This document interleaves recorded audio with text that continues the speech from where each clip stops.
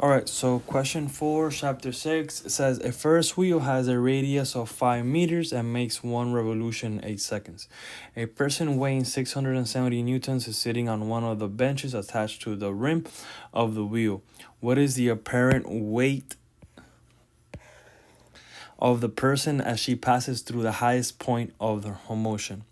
So it's always ideal to write out what we're given. So we're given the radius.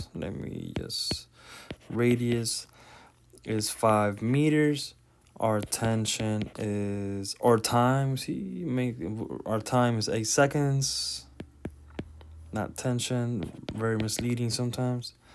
8 seconds, and then our weight 670 newtons. So we are gonna be using our formula for,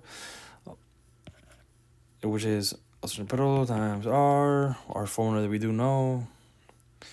We're just gonna be solving for velocity. So velocity equals, so this is a circular, so it's gonna 2 pi over the 8 seconds, which is the time interval, times radius, which is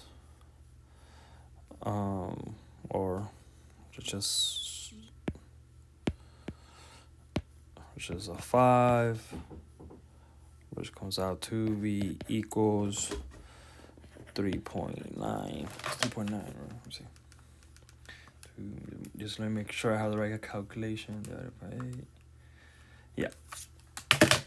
3.9 meters per second. Now we go into the mass,